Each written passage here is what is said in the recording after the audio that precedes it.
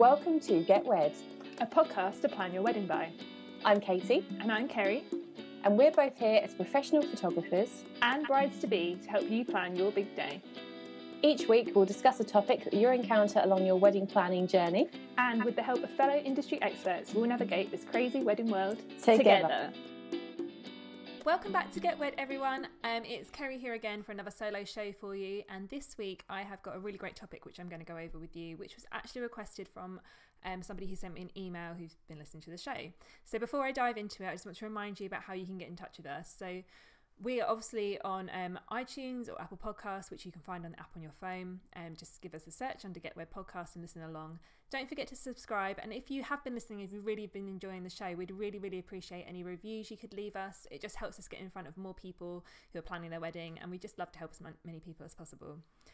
From there, you can also have a look at our website, which is getwedpodcast.co.uk. And this is where you can find the link of all of our archived episodes. So going right back to season 1. And then you can listen along to any episodes that might appeal to you there.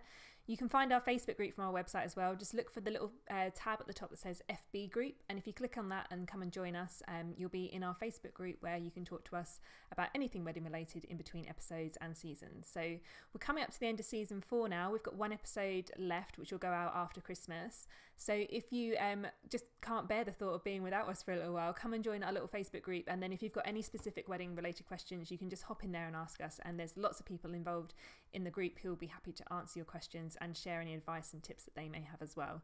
So don't think that it's going to end just yet. We will be back in the new year, but just in case you wanted to keep in touch and find out what's going on, come and hop over into our Facebook group and join us there. We're also on Instagram as well, so you can find us at Get Wed Podcast if you have a little search on your Instagram app, and you can follow us over there as well. But our Facebook group is basically where it's happening and where we'll be in touch with our listeners in between the show.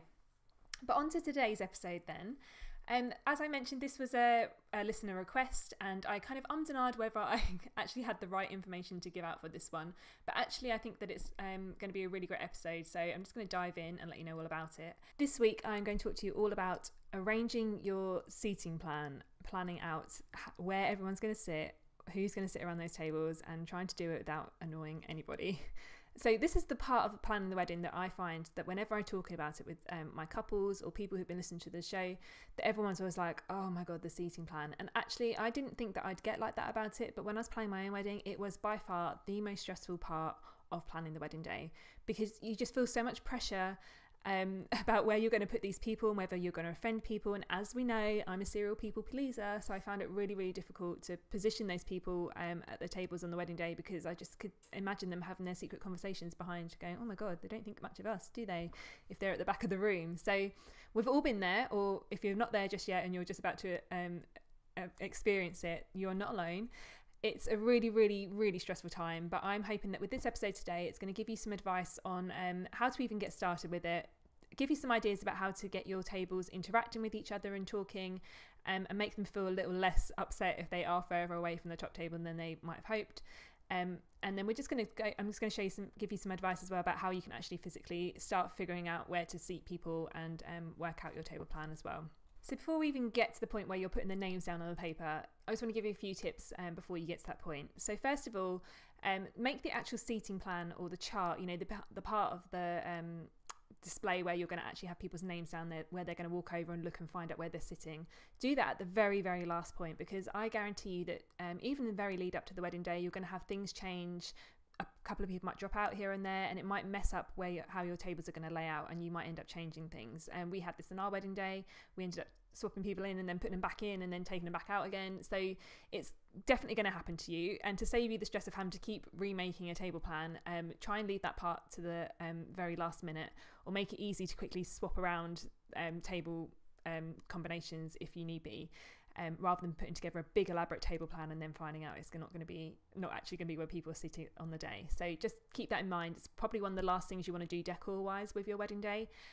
Although that is probably something you're quite looking forward to actually putting together, because I know I was really excited about putting my actual table plan together. Next up, to avoid any worries about hierarchy and people worrying if they're not on the very top table, you might want to consider not naming your tables by numbers, but maybe naming them by something completely different. This will work particularly well if you've got a venue where it's quite obvious that table number 1 is going to be at the front and then table number 10 is going to be right down the back of the room, and you're worried that people who are going to be on that end table might think that it just means you like them less because they're right back there. But the reality is that's the layout of the room, and that's the only way you can fit them in. But if you want to avoid the kind of thought of like people being like, oh, I'm table number 1, and someone worrying about being, at the back, then don't worry about naming your tables after numbers at all. You can name them whatever you want, and I've seen all sorts of things throughout my time being a wedding photographer. Things from like places where the couple have been together, things that are important to them, perhaps like where their first house was, and then where they went on the first date, even places where people have been travelling together, so named after countries of the world.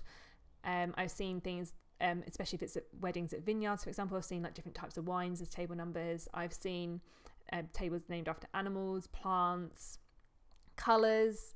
It's pretty endless, and it's a really good way of making your day quite unique to you, so you can think about something that's important to the two of you, or something that you two love to do, favourite films.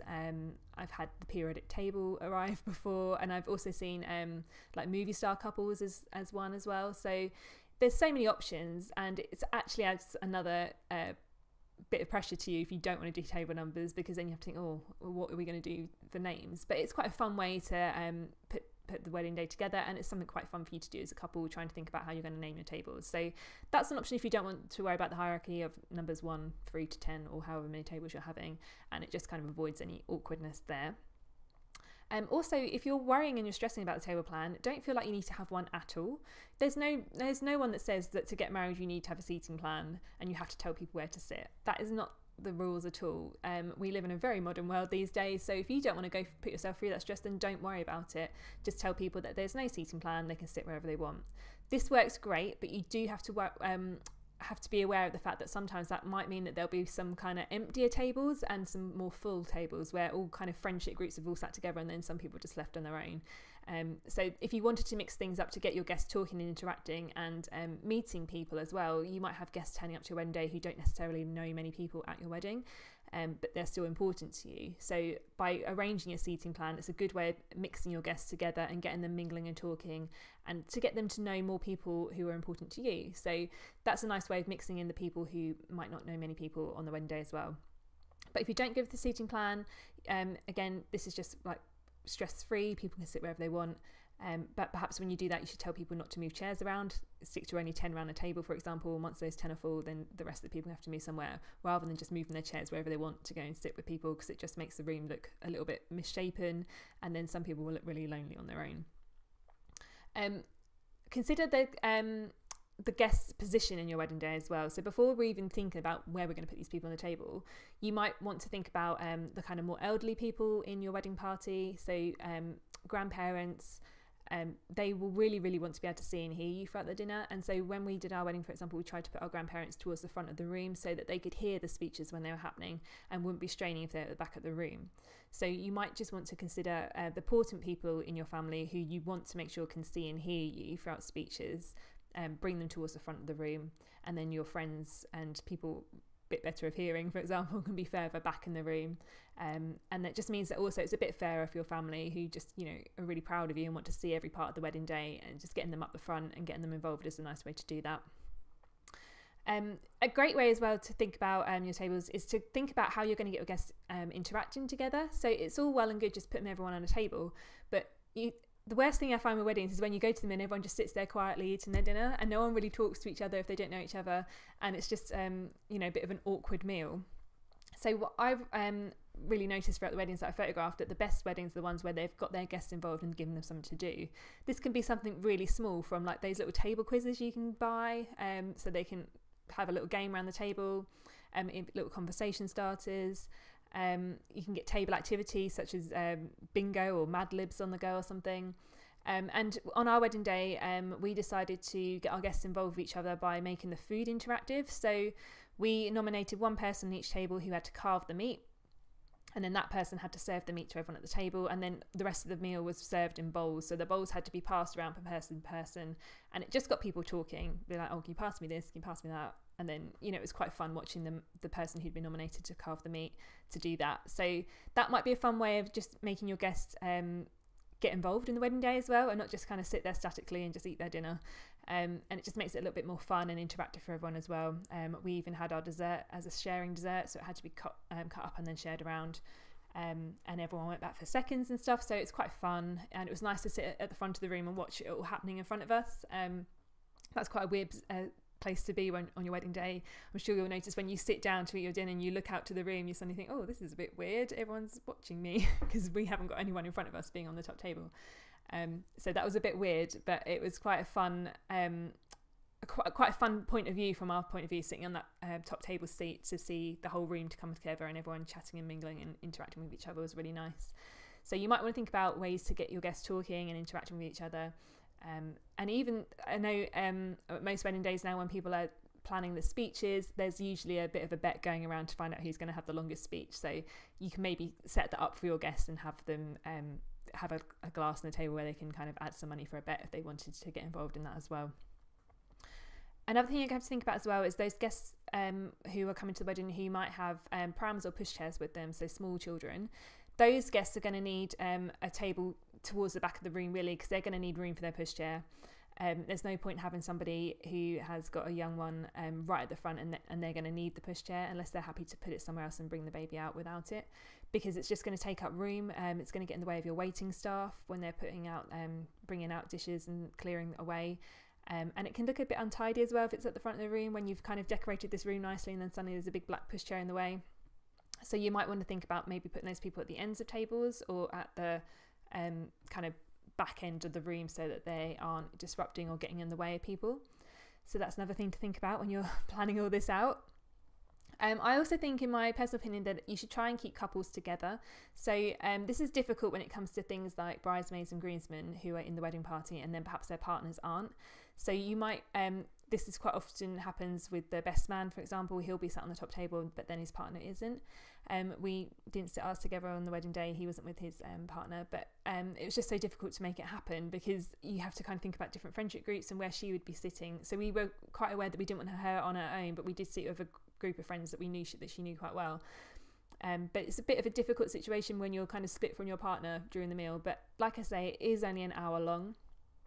It's not the end of the world, and when that person's kind of got a job to do on your wedding day, I think that they should understand it. But as much as possible, I try to keep your couples together rather than splitting them up, because you just want everyone to get on and be happy and not be moaning about things, really. Another thing I want to mention is try not to have an odd table. We've all been to weddings where there's one table where there's just kind of like the kind of afterthought people who, like I was saying earlier, they might know this one couple, but that couple really doesn't know anyone else in the room. Putting all those kind of odd couples together is just a bit awkward, because everyone knows they're sat on the odd table.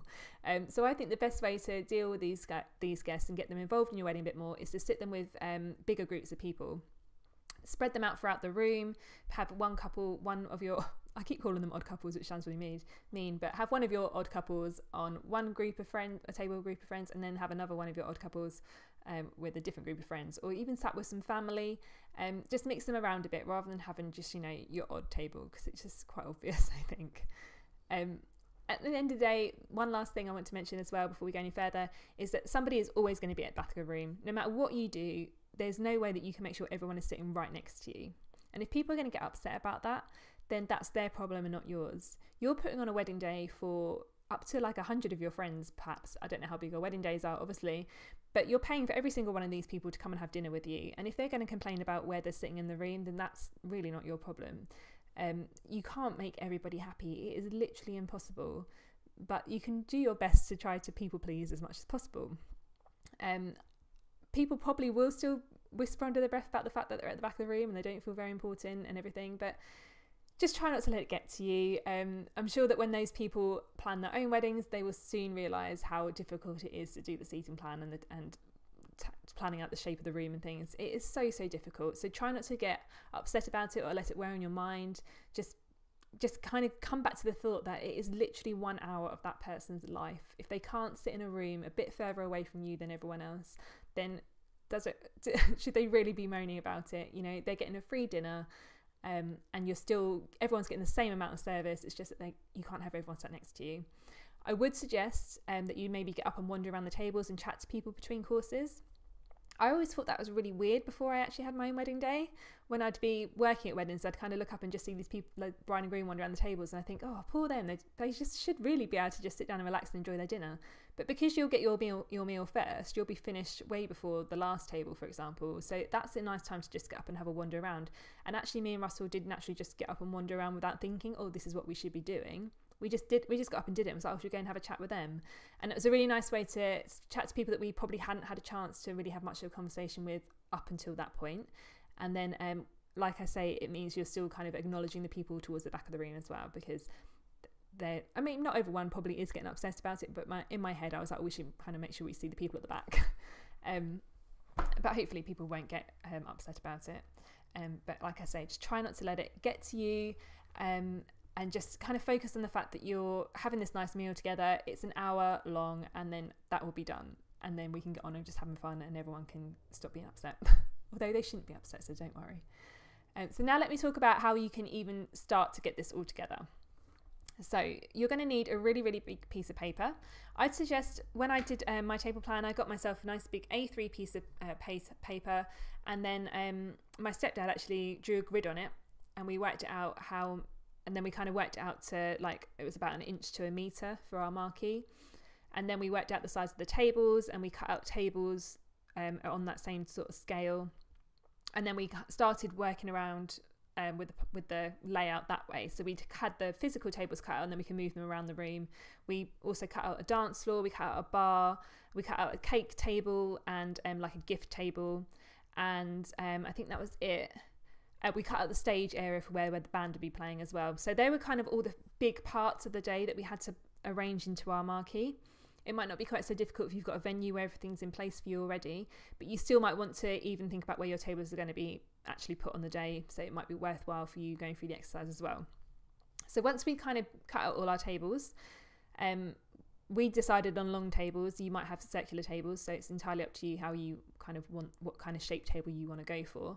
Once you've got all those tables cut out, you can then just start moving them around the room and figuring out where it's going to look best, making sure you've got enough access for people to get around the tables, to get in and out of the marquee as well, and then also thinking about how the room change is going to work out later on. So once your meal is done and your speeches are finished, your staff will quite rightly at that point want to kind of encourage you off of your chairs, out into either outside for drinks if it's a nice day, or back into a bar area if you're inside on a colder day. That just gives them an opportunity to come in and turn your room around. And what that means is that they're going to clear some of the tables out of the way so that there's room for a dance floor, and they'll just tidy up the tables, so take all the glass and coffee cups and things away, so it's a bit tidy for the evening part of the reception. So when you're laying out your room plan, you might want to think about the turnaround time. So we tried to make it so only maybe 2 or 3 tables had to be moved away, because we didn't want people to be put out that their table was disappearing altogether. So people still want a place to come back to and sit down, I think. But we tried to do it in a way where we wouldn't have to move anything, but actually it got to the point where it was kind of really squishing everything down one end just to keep a dance floor clear that we didn't need until the evening. So we did put a table over that for part of the day, and then we took it away. So you just need to think about these kind of logistical matters in your head. And if you've got a wedding planner at your venue, they'll be more than happy to help you out, I'm sure. But it might just be something for you to consider as you're going through your table planning activity. So once you've kind of got your tables cut out, you stuck them onto your piece of paper, or you've put them onto your piece of paper, I'd blue tack them in place of where you've decided, right, that's where they're going to go. And then you've kind of got your basis to start planning out your actual table plan. Now, I find the best way to do this part of the day is to get some post-it notes. I think they're called post-it note tabs, and they are basically like long skinny pieces of paper, brightly coloured usually, with one side of it's sticky, and then the other side isn't. They're probably used to be put into books so you can kind of quickly see which part of the book you want to go back to. But I find that they are ideal to write people's names on. So what you need to do is to assign each person with a sticky piece of paper, and then this allows you to stick them down and pick them back off again if they're in the wrong place. So write every single person down who's coming to your wedding day onto a tab, and then start sticking them onto a table. So if you've got a table of, if you've got like a long table which will sit 6, for example, you'll put 6 pieces of these sticky paper down, and then you can start moving your plans around that way. We did this for probably about 4 or 5 days. We stuck everyone down. We were like, yep, that is happy. We're happy with that. That is looking good. We are pleased with that. And then we'd kind of walk past it again and be like, actually, I'm not sure about those 2 people sat together. So we'd move them again. But it made it really, really easy, because it meant we weren't scribbling things out over and over again, but we just literally had to keep lifting people up and then putting them down and then swapping them about. So that's a really time-consuming way to do it. And I'd really, really advise you go down that route. And I would sit on it for a few days before you decide completely. As I mentioned, things might change, people might drop out, you might have to fill people in. So we had a couple of dropouts that we then replaced with other people who were evening guests. We kind of promoted them a little bit. So that's where your changes might happen in the lead up to the wedding day. So keep it just on a plan, and then you've kind of got everybody there, and it gives you time to just sit on it and just think, oh, actually, perhaps I do want to change it a bit. Once you're happy with the actual layout, you've got your people in the right places and the tables, and you're happy with it, then I would suggest you make a chart. So write down table 1 and then list every single person on that table, table 2, every single person on that table, table 3, etc., etc. Or if you're naming them rather than table numbers, you can do that as well. And then you can kind of put them into an order and start thinking about putting your table plan, your chart together, the part that's going to be the part that you don't want to ruin by having to keep doing it over and over again. So that's the way I'd go about it. I hope that's made sense and I haven't just rabbled on it with you, but I can guarantee this is going to be quite a stressful part. But if you're just a little bit organised about it by cutting out these names and sticking around, I think it's the best way of doing it. And it saved my sanity for certain anyway, and it made it clearer to both of us when we were planning the wedding day, because we could see like a bird's eye view of the room, and it was really easy for us to then be like, well, those people look like they're too far away from us. That's when we moved all the kind of older relatives towards the front to make it easier on them to be able to hear. And that's when we could also think about things like pushchairs. We're like, oh, if there's a pushchair at the front there, it's going to be in the way of the waiting staff because there's only a small gap in between the top table and everything else. So that was kind of a really helpful exercise for us to see the wedding day from a bird's eye point of view like that, and it really gave us the chance to think about the room layout and everything. So I hope that's been a bit of an insight to you. Before I go, I thought I'd also talk to you briefly about the top table. So again, this is something you don't have to do at all. If you don't want to be traditional, then do away with the top table altogether. Traditionally, the way it would work is that you'd have the bride and groom sat in the middle. Sat next to the bride, you would have the bride's father, then you would have the groom's mother next to the bride's father, and then you would have your chief bridesmaid, maid of honour, whatever at the end. On the other side of the groom, you would have the bride's mother, then you would have the groom's father, then you would have the best man. So that would be your traditional layout of your top table. But if you didn't want to do that, that's absolutely fine. I've seen tables before where they haven't had an open top table, so the front wasn't open, and they just had all their immediate family at the front there. I've seen it before where it's just been the bride, groom and their friends, or just the wedding party, like bridesmaids, groomsmen. And those sorts of, and when you're kind of coming from a family similar to mine, for example, where you've got divorced families, you may find that your top table either gets longer, which is what mine did, or you just decide to do away with it altogether. And a great thing to do if you're worried about divorced families and all that kind of aggro is to maybe ask your parents to host tables rather than be on your table, and then it saves all the stress and hassle of worrying about partners of new parents, partners, etc. So you could just have your table with your friends, and then you could have your mum and her new partner hosting a table, your dad and his new partner hosting a table of their friends and family, and then obviously the groom's parents, if they were divorced as well, they'd have their own as well. So that's a nice way of just not having to worry too much about having your traditional top table, especially if, in my case, you end up with a really, really long one because you want all of your kind of new family, the second half of your family up there as well. So there's plenty of ways around it. Don't feel like you need to do something traditional because that's the way weddings are supposed to be. This is your wedding day. You are welcome to do whatever you want to do. So don't feel like you have to just fit into some sort of cookie cutter mould. And don't think that because it's a wedding day, there's all these traditions you must follow. Only follow traditions that you really, really want to be involved with. And remember that this is your wedding day. If people aren't happy with where they're sitting, that is their problem, and you are trying your best. And I know that You're doing really, really well. This is a stressful part, but keep on in there. We're cheering you on. And if you want more help, then come and join it in our Facebook group, which you'll find at getwebpodcast.co.uk. You'll find the link at the top of the navigation, as I mentioned earlier. Hop in there, and I guarantee there's going to be hundreds of people in that group who are in the same boat as you and feeling stressed about their seating plan. But I hope today's been helpful. I've made a little printable for you to kind of put your seating charts into. So you can get that from our website by going to getwebpodcast.co.uk and finding this episode. And then you just print that out, and that might help you out with planning out your wedding tables. So make sure you get in touch. Let me know what you thought about this week's episode, and have a really lovely Christmas. And I will see you the week after for a quick episode before the end of season 4. Thank you so much, everyone. I'll speak to you soon. Bye. Thanks for listening. We really hope that you've enjoyed this episode of Get Wed. Don't forget you can always subscribe to us on Apple Podcasts, and while you're there you may as well leave us a review. You can join us for more wedding chat in our Facebook group if you just can't wait until next week. You'll find all the links that you need via our website, including show notes for this episode, over at getwebpodcast.co.uk. We'll see you next time. Happy planning!